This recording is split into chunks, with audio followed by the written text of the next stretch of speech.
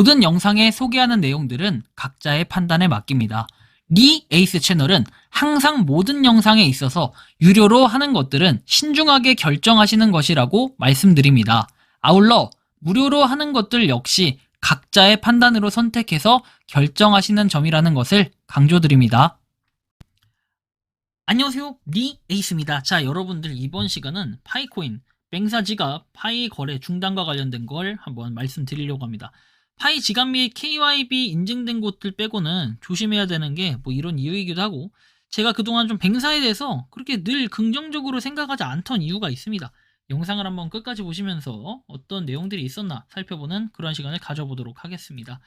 자, 일단은 이런 내용이 있어요. 맹사 정지 후에도 파이코인은 비트마트에서 계속 거래가 된다라는 이런 내용이 있는데, 이게 도대체 뭘까요?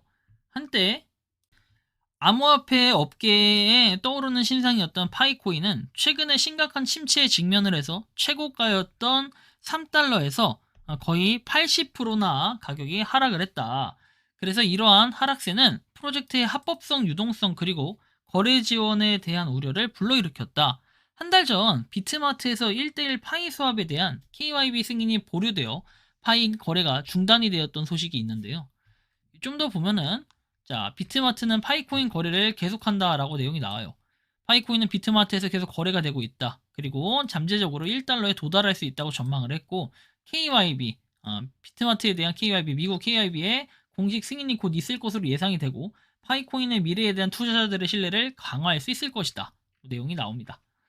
좀 더 보면은 뱅사는 파이 거래를 한편 중단했다라는 이런 내용도 있는데, 주요 법정화폐 온램프 제공업체인 뱅사는 최근 KYB 승인 보류를 이유로 파이코인 거래를 중단을 했다. 이러한 조치로 인해 유동성이 감소를 하고 법정화폐로 파이코인을 구매하려는 사용자에게 추가적인 장벽이 생겼다.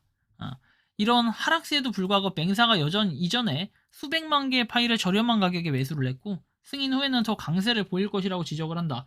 이러한 잠재적 회복세는 가격 급등과 맞물려 파이 투자자의 낙관론을 높일 수도 있다라는 거고, 일단은 여기 나와 있는 이 글 참 의미심장하긴 한데, 일단 전 이 두 가지로 좀 해석을 해볼게요. 첫 번째는 이 거래를 중단을 했다? 진짜 흠이에요. 왜냐면 이게 정말 맞다면 이상한 거는, 뱅사가 과연 파이코인을 뭐랄까요, 구매를 해놓고, 그리고 또 파이 앱에서 이렇게 연동을 시켜 놓고서는 과연 이걸 갖다가 없애버릴 것인가? 그렇게 보이진 않거든요.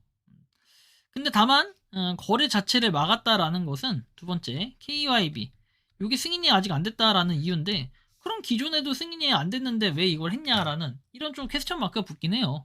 그리고 다른 데도 여전히 하고 있다라는 거고, 거래 중단 자체는 아니라는 거예요. 다른 데도 KYB 안 됐는데도 계속 하고 있는 데도 있잖아요. 그런 걸 생각을 해봐야 될 것 같고, 파이네트워크는 주목을 받았지만 주요 거래소, 바이낸스 코인베이스, 크라켄 같은 주요 거래소에선 제외가 됐다. 그리고 후오비에 계속해서 파이 로고가 등장을 하는 부분이라든지, 뭐 아무튼 프로젝트의 가시성과 거래량을 완전히 높이기 위해선 아직 충분하지 않다라는 이런 내용들 보면서 뭔가 거래소의 상장 이런 가능성들도 있는데, 일단 몇 가지 좀 설명해 드리면, 최근에 뭐 출금이 안 된다라고 불안감을 가지신 분들이 상당히 많으세요. 예를 들면 OKX 거래소라든지 또는 맥시 거래소, 뭐 이런 것들이 좀 출금이 안 된다, 이런 얘기들이 좀 많이 들리고 있는데요. 일단 OKX는 사진에 보는 것처럼 이미 이렇게 좀 증명을 했다라고 이해를 하셔도 무관하지 않을까라는 생각이 듭니다. 자, 그리고 파이가 이 맥시 같은 거래소에서는 지금 출금은 현재 안 되고 있는 게 맞아요. 그래서 좀 더 존버를 하면서 기다려봐야 될 필요가 있다라는 말씀을 드리고 싶기도 하네요. 일단 이런 부분들이 현재 상황인 거고, 자, 다음 한번 내용을 봅시다. 뱅사 같은 경우에는 그렇다면 공식적으로 입장을 어떻게 밝히고 있을까? 사실 이런 부분도 좀 궁금하긴 한데요. 뱅사 같은 경우에 이렇게 인베디드 암호화 솔루션을 이제 하는 온램프 그런 앱, 온오프라인 앱인데, 일단 메타마스크에 뭔가 탑재를 시키려는 뭐 이런 것들은 좋아 보여요. 하지만 여러분들 여전히 우리는 뭐 파이코인만 이렇게 좀 특화되고 이런 걸 좀 원했지만, 생각보다 또 뱅사 지갑 자체가 그런 건 아니다라는 걸 여러분들이 또 한번 느끼실 수 있을 것 같아요.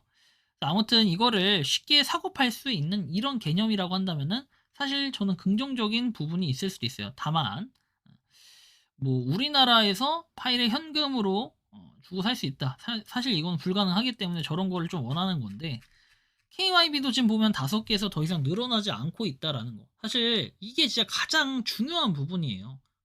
이걸 계속해서 안 하고 있잖아요, 코어팀이. 그러면 이건 문제가 있다는 거예요.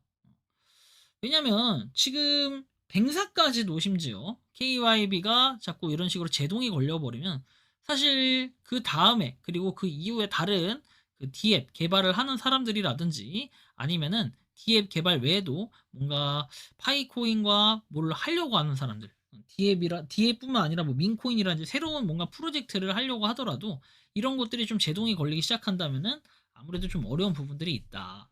그래서 KYB가 뭐 별거 아닐 수도 있고 누군가한테 굉장히 중요한 걸 수도 있는데 지금 상황에서는 KYB 인증된 곳조차 뭐 출금을 못하게 하는데 라고 얘기할 수 있겠지만 그나마 KYB 인증이 된 곳들은 뭐랄까요? 괜찮다. 그나마 괜찮다. 근데 제가 그 외에 파이 지갑 그리고 KYB 인증된 곳 저 5곳 외에는 잘 안 하고 선호하지 않는 이유가 나중에 그 뭔가 여러분들이 보내는 건 자유롭게 보낼 수 있지만 나중에 뺄 때 자유롭게 못 빼거나 아니면 문제가 생길까 봐 걱정한 건데 지금 KYB가 그나마 됐다라는 이런 몇몇 업체들에도 이렇게 지갑 출금에 제한을 걸어버리는데 근데 이거 중앙거래소에서 한 번씩 있는 일들이에요. 이게 나쁘다라고 평가를 할 수는 없는데 이런 일들이 있기 때문에 여러분들이 이런 걸 가지고 이게 문제구나 라고 생각할 수 없는 부분이기도 합니다. 어쨌든 간에 뱅사 지갑이 지금 거래 중단됐다라는 이런 소식도 아마 참고를 해주시면 좋겠고 일단 이번 시간 파이코인의 뭔가 다른 지갑적인 부분 그 다음 KYB적인 부분 좀 다양하게 좀 다뤄드리긴 했는데 여러분들이 생각하고 느끼는 이 파이코인 그리고 뱅사 지갑의 이 거래 중단 요 소식들에 대해서 어떻게 생각하고 느끼는지 그리고 이 뱅사 지갑이 뭐 다시 되는 그런 날이 있거나 아니면 지금 되고 있다라고 여러분들이 알고 계시면 요거를 댓글로 또 자유롭게 실시간으로 여러분들의 그 의견과 상황을 공유해 주시면 좋을 것 같다라는 이런 말씀까지 드리면서 이번 영상은 여기서 마치는 걸로 하겠습니다. 도움이 되셨다면 구독과 좋아요 알림 설정 부탁드리겠습니다. 리에이스였습니다. 감사합니다.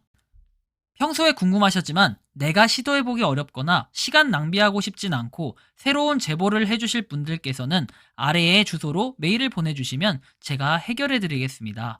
단톡방은 유튜브 검색창에 소통창구를 개설했습니다를 검색해주셔서 확인하시면 됩니다.